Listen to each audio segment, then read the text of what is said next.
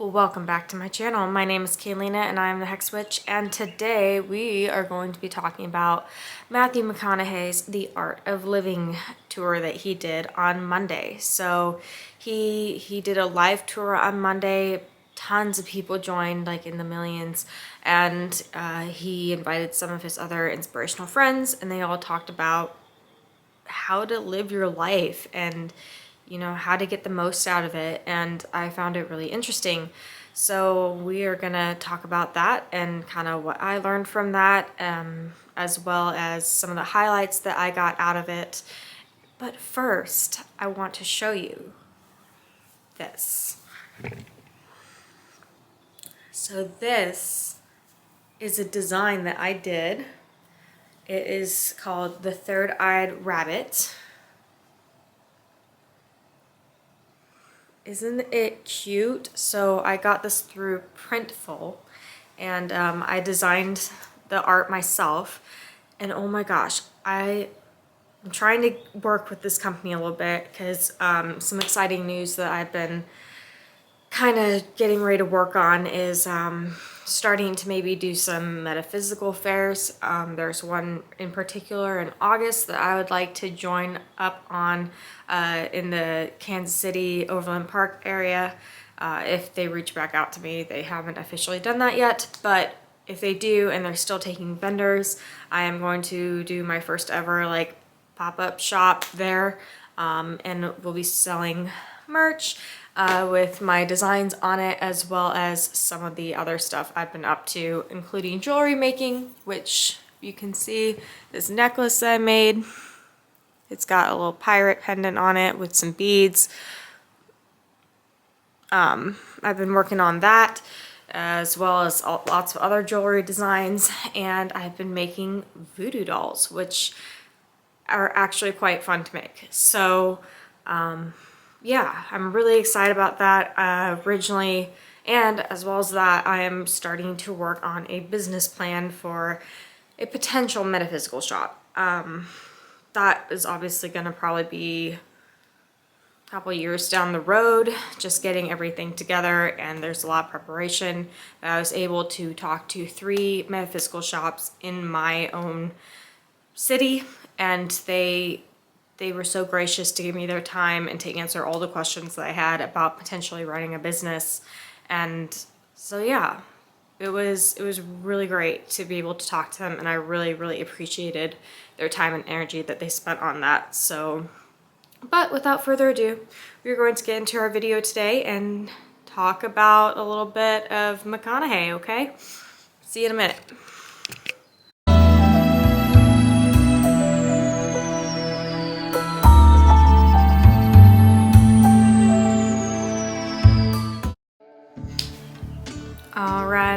All right, as our friend Matthew McConaughey likes to say, which I found out an interesting fact about that saying. So I always just thought that was the saying he just kind of said. That was kind of obviously his trademark saying, but I found out through reading his book, which I'll talk about in a minute, that that was like the first ever lines he said on like the Hollywood world, in the Hollywood set. That was the very first thing he like ever said, first lines ever. So I find that to be really kind of cool, because I mean that was his trademark. And so okay, so why did Matthew McConaughey decide to go on a live tour? It was completely free. He did it pretty much out of the goodness of his heart. He was promoting something else, which I'll also mention a little bit later, but at the same time, he brought all these people together. Marie Forleo, Tony Robbins, Trent Shelton, and Dean Gazzalio. I think I butchered his last name. But anyway, a whole bunch of other inspirational speakers that have very much a long history of success in the art of inspirational speaking, as well as just living life to the fullest. He brought them on to do a session as well, and it was really cool. It was actually really cool. And the good news is, if you missed it, don't know what I'm talking about, you can find it on YouTube now, and I would highly suggest going and watching it. But the reason he did this in the first place was because Matthew McConaughey actually wrote a book, and it's called Green Lights. It's this right here. This is not the official cover. There's a cover jacket that goes along with it, but for the life of me, I don't know where I put it. So I might put a picture like up there somewhere to show you what the outside of it looks like. But it's a really cool designed book. Anyway, I literally got this after watching that video on Monday and read it in the next like 3 days so that I could talk about it today, because from the book, people really want him to dive deep into that, and so that's why he decided to do an additional video to share even more in-depth content from the book. So some of the stuff from the book he does mention in the video, which makes sense. So I kind of watched it in reverse, but it all makes sense no matter what you decide to do. But yeah, let's just chat about some things that I got out of it, some things I got out of the book. I've gotta say, Matthew McConaughey is a cool guy. Like, there's like certain people that just have like an essence to them that you just, like, there's a word to describe them, but you don't know what word that is because nothing seems to quite fit right, if that makes sense. And he's one of those people where his essence is just, it's on another level as far as frequency goes. And I love when I get to listen to people like that, or even, meet people like that in my life where they're so inspiring. Like, and they don't even try to be. They're just going along trying to figure out life as well. And they pay attention, they get these nuggets of inspiration, and then they don't just keep it to themselves. They share it with the world, and they want others to be successful as well, And so, touching base on the book, I really like this book. It's kind of like a memoir as to his life, so you kind of follow along different chapters of his life and like kind of what he learned during each part of his life. But in it, I guess he's a big journaler, which I always support, because I think the more you write things down, the more you react to things that make an imprint on your life and note it down. I mean, you can always go back to it years later like he did and just sit down with it and reflect and deep dive into what you've learned throughout your life, what you experienced. Maybe you realize things that didn't make sense at the time make sense now going back and looking at it. So I think journaling is a great tool to be able to just really reflect and kind of dig a little bit deeper into who you are and what's happened to you, and just get a better explanation for the way your life goes. But anyway, I guess he has several journals that he sat down with finally and just started nitpicking each one and finding all the nitty-gritty details of his life and what details out of that have impacted him the most as he's grown up. And so there's like journal entries in here that he's done, quotes that he's written, poems that he's written, and it's a good book. And there are some sections in here that I might read. There are so many good ones though, but just the ones that I got like the most out of. So I mean, I guess what I want to say is, what I love about Matthew McConaughey is he is just so open to life, and he's not in a place to like control it, like myself and I don't know about you, but I tend to like to control things a little bit too much at times, like I like having a grip on what is going on in my life. I like to know where I'm going. But McConaughey, on the other hand, like, he's just so free-spirited in the fact that it's not that he has no control over his life, but he knows the ebbs and flows of it all. Like, he just goes with the flow. Like, he literally is the definition of that, I guess. And he just understands the flow of life so well and does it so naturally. And it was interesting to see because, you know, he's this big named movie star, but the way he lives his life is not reflective of that necessarily. He makes work for him, if that makes sense. You know, he makes work for him so that he can go and live his life all the other times. You know, work is a way to get from, you know, being able to do what he wants to do in life and having that freedom. He isn't just a 24/7 workaholic just to make money. He's not in it for that. He's in it to be able to have that freedom to go on random trips and find new inspiration whenever it hits. And granted, I understand a lot of people, you know, have a 9-to-5 job.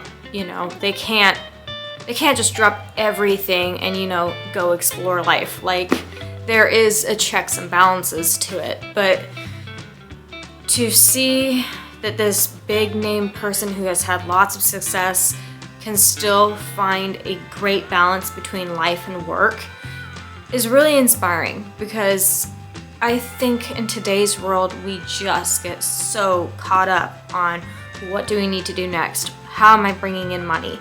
And we completely forget how to live. We just end up going through the motions. That's what we end up doing. And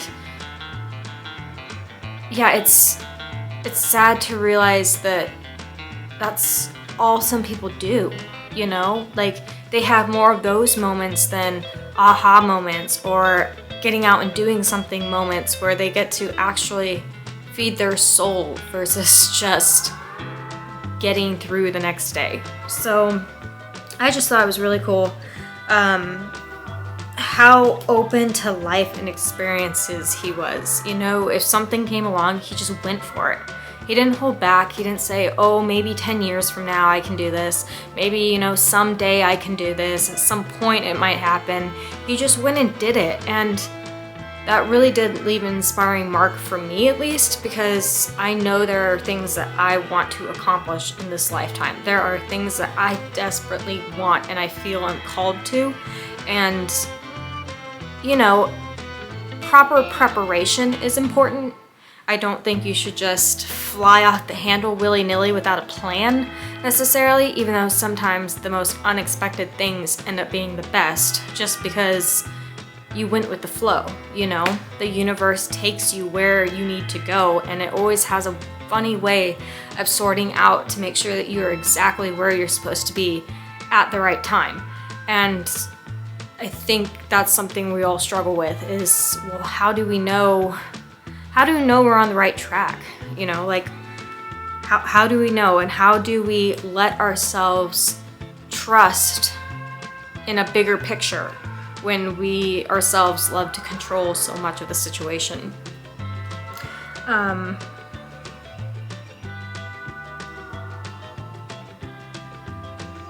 Yeah, he follows his gut.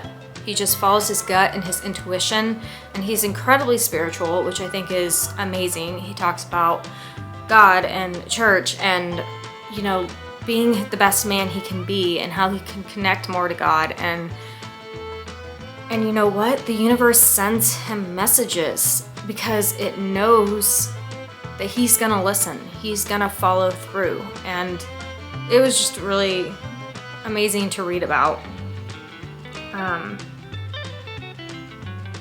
I guess another thing that I just love about him is he is so incredibly honest. Like, he does not hide the dirty parts of his life, you know? Like, and he has such a good, like, thought process as far as, like, mistakes go. So, of course, we're all human, you know? We all mess up. We all make mistakes. But he doesn't linger on them. And he doesn't even necessarily apologize for them. In fact, he doesn't. In fact, some of the book he says that he was always taught to, you know, it's not great if you do something, but it's even worse if you get caught for it. Now, I'm saying, I'm not saying to have no morals and to go out and steal and do whatever. But sometimes rules are meant to be broken, depending on what it is. No fresh new ideas would ever come forward if somebody didn't break the rules and say, I want to try it differently, But he owns those mistakes, and he realizes that those were just parts of the journey to get him to the next best spot. And that sometimes you do hit roadblocks, but it's only to pivot you into a new direction, into something else that maybe you weren't seeing. And sometimes, as human beings, we need a little forceful shove versus a little friendly nudge to get us to where we're supposed to go. Because I don't know if you're like me, but sometimes we can be stubborn and we are so narrow-minded at times that we can't see the grand picture in front of us. So sometimes life has to give us a big red light to stop us in our tracks and to get us in the right direction, which is kind of the theme for his book, Green Lights. Discovering how you recognize the green lights in your life, knowing when to slow down at the yellow ones, and understanding why we get red lights and what that means and what we can do to find a better path, get back on the right path. And that sometimes red lights are a blessing in disguise, because sometimes they are. We may not see it in that particular moment, but then later we look back and we're like, this is why that had to happen, because it took me here, and the door here is so much better than I could have even imagined. But in the moment it hurts, right? Like we feel hurt by rejection or not getting what we want, and we don't understand it. But being open-minded and realizing you got rejected because there's something better. There's something else that fits your soul life's path better than you can even imagine. And when you start rearranging how you think instead of having a pity party, which I'm totally guilty of, but then thinking differently, there's something better, there's something more out there for me. And it just changes your whole perspective. So, all red lights are just a lesson in your journey, and you have to get them sometimes in order to get where you're supposed to go. I guess the best word I could use to describe him is worldly. And I mean, yes, he's been able to travel all over the place, but he's worldly in the sense that he does not judge people. He is just curious about them. And he wants to learn what makes people tick and where people have come from and the experience that they've experienced to be who they are. And he just questions things. He never stops questioning things. And he's always searching for more, but at the same time, he's grateful for what he has. And I think that is a great way to live.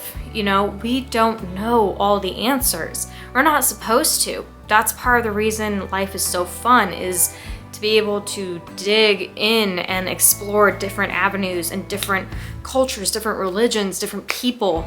And you're not going to agree with everything that you learn all of the time, but to be able to have a healthy conversation of just understanding a person for who they are without judgment, there's something so satisfying, and humanity would just be a better place if people took that approach. And so, don't stop asking questions. Don't stop asking questions. Always be curious, not judgmental. And challenge yourself, just challenge the world around you. Ask questions, do things differently, mix things up. Don't get comfortable. When you get comfortable, we become lazy and complacent, and we just get too sedimentary. Step outside the comfort zone, jump out of the plane, figuratively or literally, do new experiences, live life. That's what it's here for, Don't get so stuck in the mundane. Yes, we're gonna have moments of mundaneness. It's just gonna happen. Not every second of our lives can be an action-packed movie. But looking at the little things in life and not saying no to opportunities that come along to us just because we're scared or we're afraid that we're gonna fail. Failure is better than just sitting and doing nothing. Failure means you tried something. You tried to make yourself better. You tried to achieve something greater. And failure is part of life. And it's not a bad thing. You just get up, dust yourself off, look at what went wrong, and guess what? Then you're going to be better prepared for next time. So there were a few quotes in this book that I really enjoyed. And so he says in here, persist, pivot, or concede. It's up to us, our choice every time.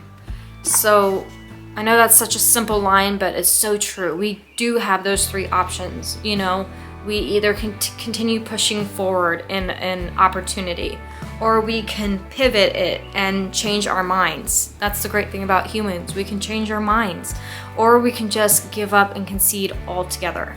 And there's a time and place for all three, you know, and that's the thing, is that nobody can tell you for sure what to do. You know, you've got to find your own path, follow your own gut, listen to your own guides, and hopefully they will lead you to the best decision. Another one, process of elimination and identity. The first step that leads to our identity in life is usually not I know who I am, but rather I know who I'm not. Process of elimination. Is that not true? Especially, I mean, we do this throughout our entire lives, you know, but especially I feel like with kiddos getting right out of high school. This is a constant process that they go through, you know. They think they want to be one thing. They go to school for a few months, a year even, decide I completely hate it, and they change it. And you know what? That's okay, because we're human. We don't always know what our exact life path is. We don't know what we're supposed to do 10 years from now, 50 years from now. Like, we don't know that. And especially being a kid right out of high school, you definitely don't know that. There's so much of the world that you're beginning to explore, and it's confusing and kind of scary, because you get to that point in your life where you just kind of feel lost. Like, you just, what path do I take? What is my purpose here? You know? And so, yeah, sometimes we have to try things out to realize that they're not for us. And so I just found that quote to be very, very true. And so this one is, sometimes we find our frequency by holding on to a moral bottom line in the midst of chaos. Sometimes we find it by breaking the rules and running the red light to get home. So now am I saying run a red light? Don't do that unless you really know it's safe to do that, because otherwise you might hurt another human being and you're going to regret that. But, you know, I know what he's trying to get at here. You know, sometimes, like I said before, rules have to be broken so that maybe a new, better way comes out of it. And, you know, people love to think that they know best. You know, they know the right way to do it. They know how it should be done. They know what advice to give you. But at the end of the day, you've got to find that for yourself. And no one else can do it for you. So, yeah, sometimes rules are meant to be broken. And either you can apologize for it later, or maybe not, because it might turn out even better than you could even imagine. Just, you know, take that with caution. But style is knowing who you are, what you want to say, and not giving a damn. So this, I feel like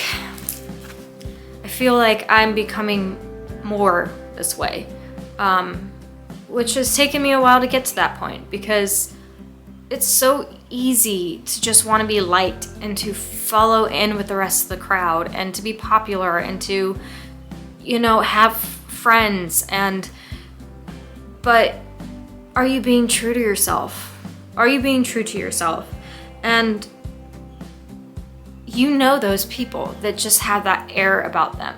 They're so confident in themselves, and they say and do what they want to do, and they don't care who's watching or what people are saying. And there's something so beautiful about that. People don't know your story, you know? They don't know where you've come from. They don't know your experiences. You do. So own them. Don't be afraid to own them. And who cares what other people say, you know? Like, they're entitled to their opinion. Doesn't mean you have to agree with it.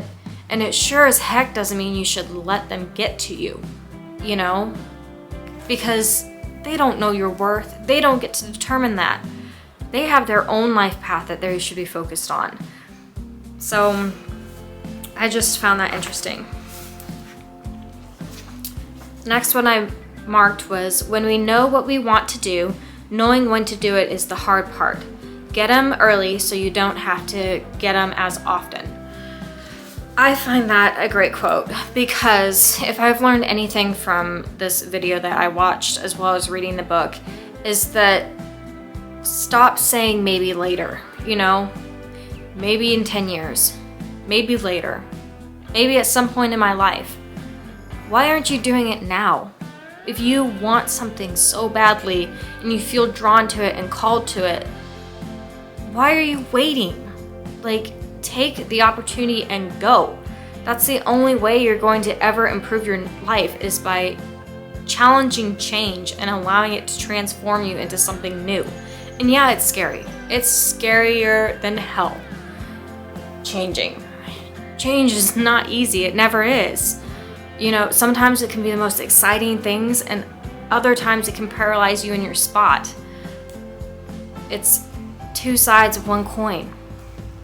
But the earlier you can do things and just face things head on and be like, yes, this is meant for me, I deserve it, I want it, I'm going after it. And don't let your determination waver. And it's amazing what you can accomplish with just pure determination. The next one is, we are not here to tolerate our differences. We are here to accept them. We are not here to celebrate our sameness. We are here to salute our distinctions.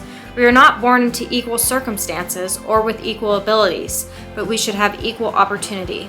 As individuals, we unite in our values. Celebrate that. Is that not just a beautiful quote? Like, that one gave me chills, because it's so true, you know? Like, we aren't just meant to tolerate people, you know? We can accept people's differences. We don't always have to agree with them, but we still need to accept that that person has that viewpoint and they're entitled to that viewpoint, you know? And just trying to accept them and wrap our minds around, you know, that. You know, we all come from such different places and such different stories, and no one person is the same. We can't always step into someone else's shoes, but we can try. So I thought that was a really beautiful quote.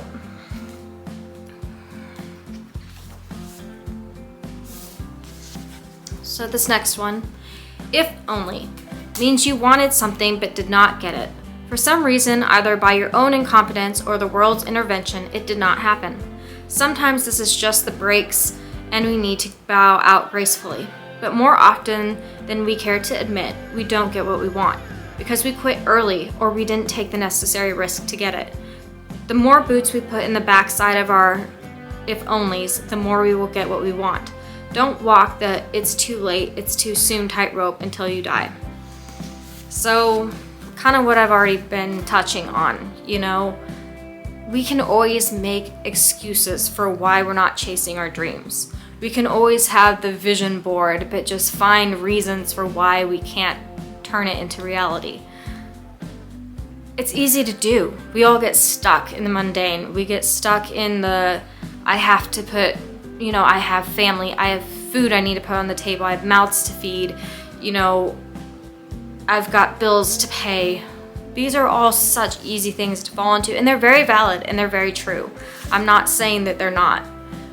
But just know that there's, when you look back at your life, you don't want to regret the opportunities that you didn't take, or the risk that you didn't take because you were too scared to, or you didn't put the effort into it because you knew you could accomplish something, but you just kept saying, maybe someday, or or look at this vision board that I have. This is my dream. This is what I want, but it just stays that, a dream.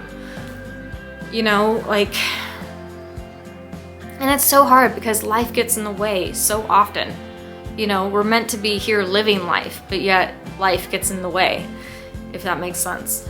So I guess just finding the checks and balances and realizing that, if you want more for yourself, you have to first stop making up reasons as to why it shouldn't happen, why you can't have it, and then follow the opportunities as they open up. Keep an open mind. Do the hard work. And that's the thing, you have to do the hard work. Nothing ever comes easy. Nothing is served to you on a golden platter, but I can guarantee you if you do the work and you put the time and effort into it, and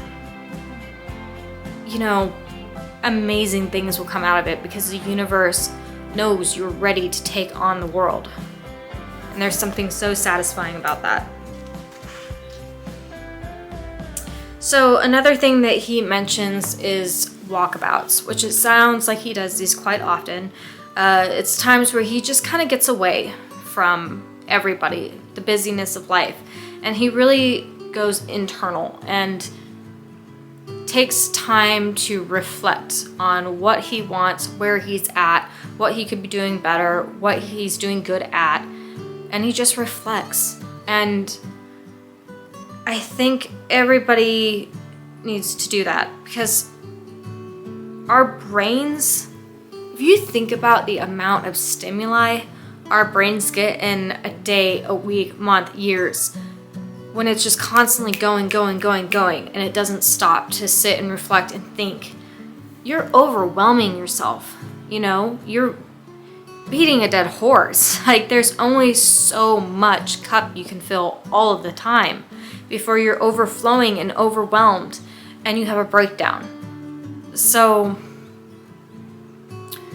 you need to be able to find quiet moments, even if it's just for 5 minutes a day, just to kind of get settled back into your own body, because our brains aren't meant to be that stimulated all the time. That's just too overwhelming. It's not good. So I liked that he mentioned that sometimes we do just need to sit and reflect. Now there's a funny story in this book where he's talking about how he is preparing for this role. Van Zan, the dragon slayer or something like that. And I am not familiar with what character this is, but anyway, so he talks about how he's got this plan of action, of this routine that he's going to implement to get ready for this role. And of course, some of these things are just outrageous, like taking a shot of tequila every morning and running 5 miles in just his bare feet across the desert in 108-degree weather, and keep his heart rate below 60 while standing on the edge of a roof. And my personal favorite, running into pastures at midnight and tackling cows, because that's what Van Zan would do to a dragon, so we are gonna do it to cows. And of course, he goes on to admit that his plan didn't go anything how he planned it to be. He threw up every morning from the tequila. He got terrible, huge bubbling blisters from running to make his feet stronger. And, his heart rate never got under 125. And when he tried to tip over a bull, the bull tackled him to the ground. So, but it's a humorous way of admitting that life doesn't always go as planned, and that's okay. Sometimes we have to re-examine, sometimes we have to change up the tune or the story, and so I just found that funny, because it's so true to life. But you can plan everything perfectly, and nothing will go the way you planned. That's just how it goes sometimes, and it's just always better to be humored about it than to, cry, because that's just life. It's how it goes. Things don't always work out as you wanted them to. He also goes into this whole section, and he goes into the video as well, about the word unbelievable. And he talks about how nothing is unbelievable, and that's actually one of the most foolish words in the dictionary is unbelievable. And the reason he says that is because we as humans don't give ourselves enough credit. We always are like, oh, that was so unbelievable. That was so just unbelievable. But it is believable. We are so much more powerful and magnificent than we give ourselves credit for. And I say that in a good and bad way. We've done terrible, terrible things throughout the ages to each other. And we're like, that's unbelievable. No, it's not. No, it's not. It's just human. We've done some amazing, brilliant, genius things. They're not unbelievable because we're just that good. And we don't give ourselves the credit. So I agreed with him, and I'm guilty of that all the time. I'm like, oh, that was so unbelievably cool. It's like, well, now I'm turning my tune after reading that. I'm going to try to make sure I don't use that word, because there are things that maybe are hard to believe, but they're not unbelievable, you know? And so another thing he mentioned was when he was trying to find his wife.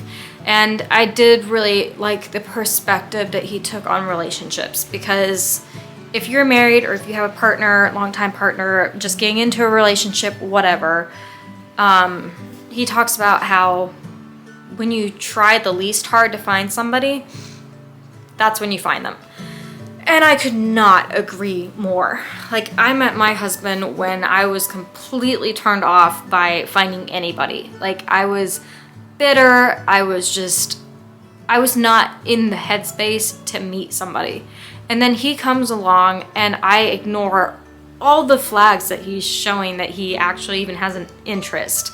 Like, it was so funny because I met him in college in class, and like, he was almost out of school by the time I was going in, and like, he was asking me advice on his projects and like asking me what he should do, and the whole time I'm thinking, dude, you're about ready to graduate. How do you not know this? Like, I'm new at this. I don't know what I'm doing.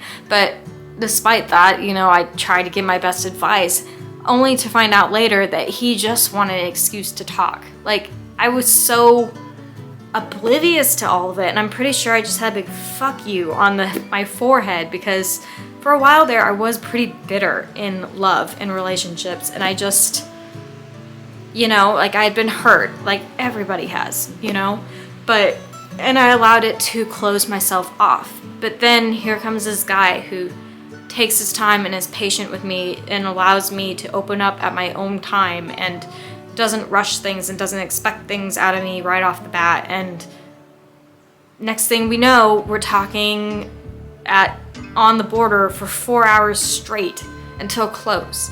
And you know, it's just those kind of connections that you make that when you're least expecting it, it pops into your life because it shows up at the right time and place. And if you're searching so hard for it, most often it stays hidden. So, because it shows that you're desperate and you're maybe not in the right mindset to invite another person into your life, if that makes sense. So I just found that to be incredibly true. And so towards the end of the book, he has a quote saying, "I found that a good plan is to first recognize the problem, then stabilize the situation, organize the response, then respond." And I really like that, because no matter what situation you're in, you can apply that. You know, you first have to make sure things are stable. You know, and life is not always going to be stable, but depending on the situation, stabilize it the best you can. That way you can make the right choice mentally to move forward. You know, organize the response. Weigh out your different options and then proceed.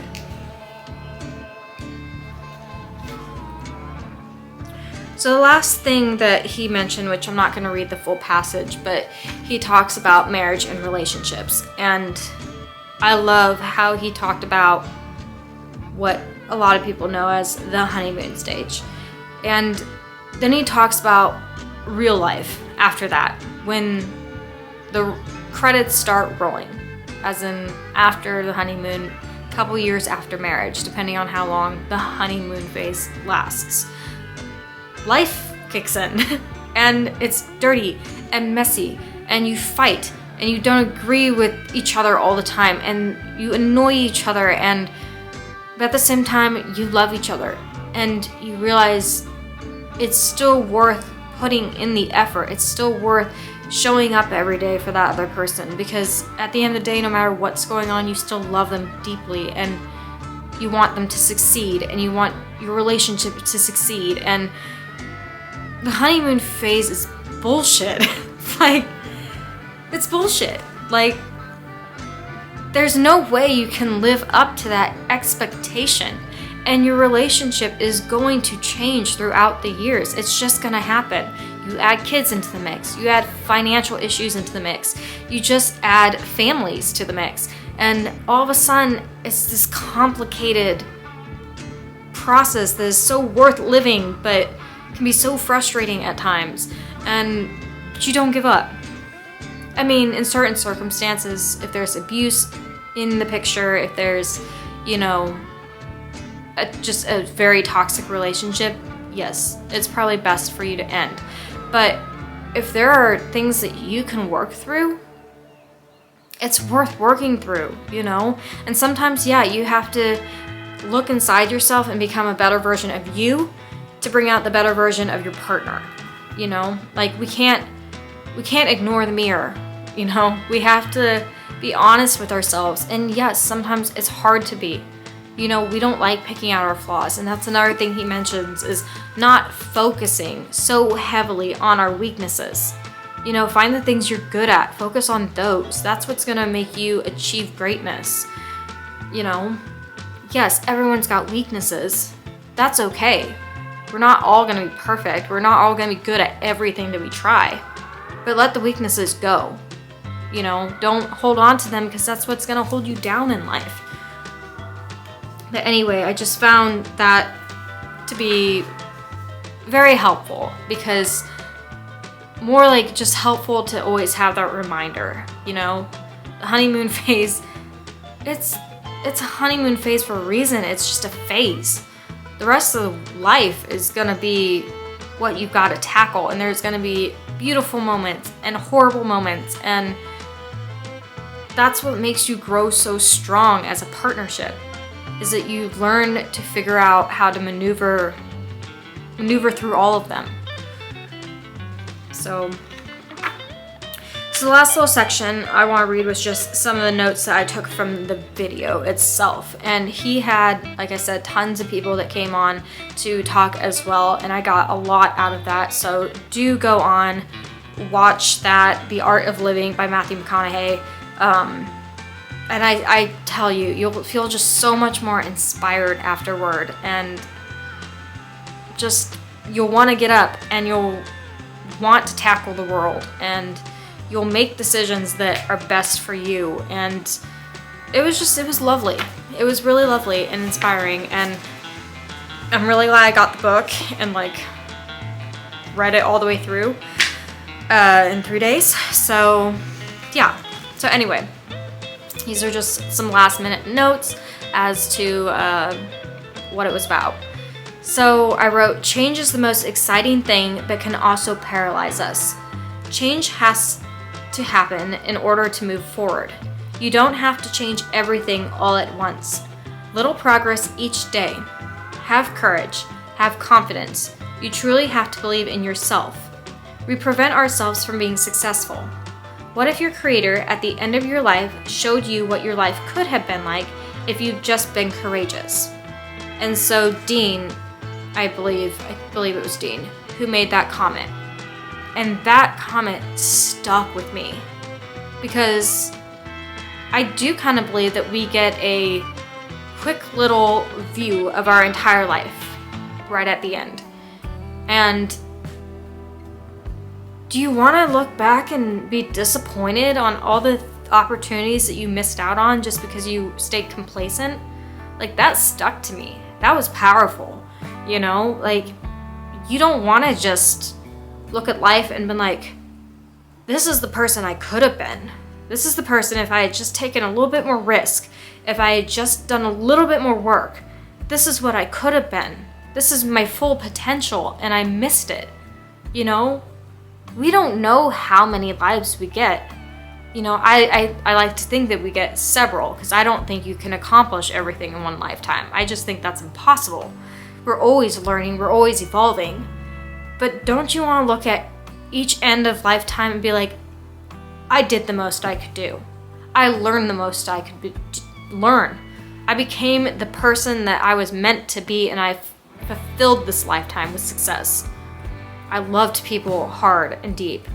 You know, I made mistakes, but I learned from them. I was successful in my own right. Don't we want to all look at the end of our lives and think that? So I just thought that was an incredibly powerful statement and a thought that is almost one of those that is life-changing. Especially if you, I don't know, tape it on a wall and look at it every day. Don't allow others to determine your worth. Be aware of free bad advice. Stop focusing on weaknesses. Focus on what you're really good at. So stop taking free bad advice. This can be from family members, it can be from friends, and it can be from people close to you, it can be random strangers. Your life is your life. Everyone's gonna have an opinion on how you should live it, but their opinions are based on their lives. Your life is 100% uniquely yours. So stop taking advice on how you should live it from every other person. Discover your life for yourself. And they may not understand it. In fact, a lot of times they won't understand it. You could want to go and do some crazy things. And as long as you have a sturdy foundation and a plan, and you've thought the details through, go live out your vision of life. And I think it was Trent who was also talking about this, so I may have written this down a little bit later, but yeah, your vision isn't meant for anybody else. People are gonna look through your eyeglass vision and be like, this doesn't make sense, I can't see anything. Well, no, because it's not meant for them. Your life is your life. They have their own life, their own experiences, and you may not understand all of theirs. That's just the way it goes. We're each uniquely created to do something different. And you need to stop allowing other people to hold you back from your dreams and living your life just because they don't want you to move far away, or, you know, they don't want you to do a certain thing, or they think it's foolish, or they just don't understand it. The closest people to you will hold you back at times. And I'm not saying that out of meanness. I'm just saying they always want to give, and the advice is always out of the heart. I'm not saying they're trying to be manipulative or anything. I'm just saying their advice is their advice and it's coming from the heart, but it doesn't mean it's correct for you. So learn to tell the difference. Now, I'm not saying don't take anybody's advice, because there are some really great mentors out there that you can learn from who I think have had lots of experience and knowledge, and you can take their advice and then turn it into your own. But just be aware of it. So then Trent Shelton went on to say, sometimes you don't need to climb higher, but dive deeper. Live with your potential, not with potential. And I think that's another powerful statement. First of all, Trent Shelton, he is an amazing speaker. Like, he just gets you pumped up to live life. Like, and you can tell, I mean, all these people were so passionate in what they had to say, but him especially, he had just so many good little nuggets of advice and advice that I would actually want to follow, and just inspirational. Like, he's been through a lot in his life, but yet he's always come out the other side a stronger, better person for it. And he's never let himself stay down, you know? He's always gotten back up and pushed forward. And so I found what he had to say really inspirational. Like, and I found all of their stuff really great, but. And then another thing was, what is your definition of enough? Why do you think you're not good enough? I thought that was powerful as well. We're always like, oh, I'm not good enough. I didn't do good enough. what is good enough? Why are we putting a term to that? You know, like if you tried your best, if you tried your hardest, that is good enough. End of story. Like, why are we always saying it wasn't quite good enough? What's good enough? Who defines that? Rejection is just a redirection to get you to where you're supposed to be. Not everyone will see the vision for your life, but that vision isn't meant for anyone else but you. People close to you may not understand it. A legend is just an ordinary person who has extreme determination. And I thought that last quote was very powerful as well. We're all ordinary people. We all start out with the same level of potential. You know, I don't believe that one person is meant for greatness and another one is meant to live just an ordinary, boring, mediocre life. We all have the capability of being extraordinary, but it's just whether or not we take a hold of the reins and drive the chariot home, you know? Like, we all have such unique gifts to give to people, and why are we sleeping on it? Why are we just keeping it to ourselves? Share it with the world. We're all so different and unique and cool and have so many things to offer each other, and we just get drugged down by the world, life, situations, people. We need to realize that we are cool. We have style. We have pizzazz. Like, stop allowing others to dictate what you do in your life. It's just, you don't want to look back someday and be like, I could have been so much more. Be the more now. Take the steps. Do the research. Put in the dirty work. And you will be amazed who you become. And you'll be proud of who you are. Always be proud of who you are. Even when you're in a down moment, be proud of that, because guess what? You need to feel that moment, have that situation happen, because it's going to bring you to somewhere greater. And if you keep thinking with that mindset, you're going to flourish, you're going to grow, you're going to transform. So just keep an open mind to life. Say yes to the right opportunities. Look back and realize mistakes are just small dents in the road.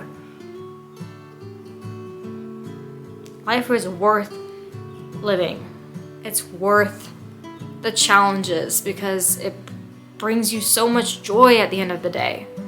Start thinking with more positive mindset. And I know it's not easy. You're not going to be perfect at it every day. You're going to make mistakes every day. But you're going to accomplish a lot too. So be gentle on yourself. It's okay not to have all the answers. So last but not least, I'm going to put probably a little snippet of the Matthew McConaughey video at the very end here, just so that you can kind of get pumped up for him and what he has to say. He gave, I think, like 10 different kind of goals of his life that he tends to follow. I probably won't put too much on that in fear of getting taken down for plagiarism, but I did just want to put like a little snippet in it so that you can kind of see what his video is all about. Also, I will probably put the link down below to the YouTube video so that you can go watch it yourself. It is a hefty video, so you may have to watch it in increments because I think the full video was like 6 hours long. So, which is amazing because you get all this content of just inspiration and motivation.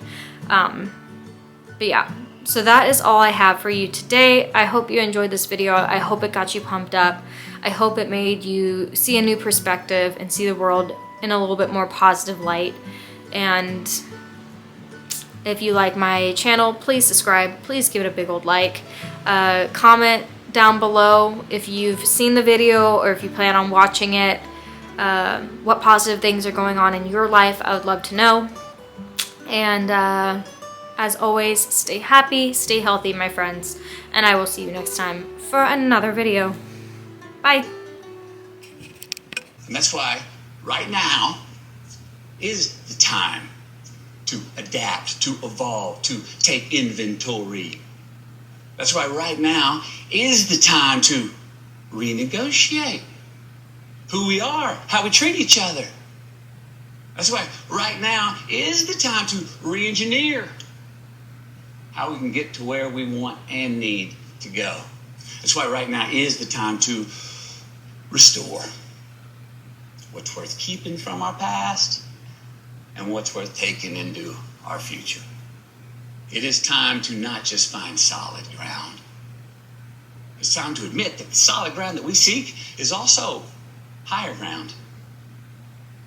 A place where we can truly have more value, choice, balance, joy, love, health, security, freedom, divinity. Where we can get more out of our life, our relationships, our careers, ourselves. There is a very consistent rhythm, actually, for all of us in the art of living. It's a rhythm of consistently asking ourselves the right questions. Questions that, if we continue to ask ourselves with complete honesty, will reliably get us closer to what we want and need and inform us as to how to get where we truly want and need to go.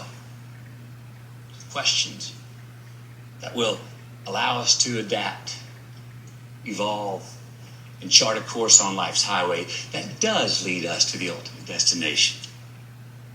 A life we love. A life that we are honored to be living. A past that we're proud of. And a future that we look forward to. That, my friends, is what we're going to do today.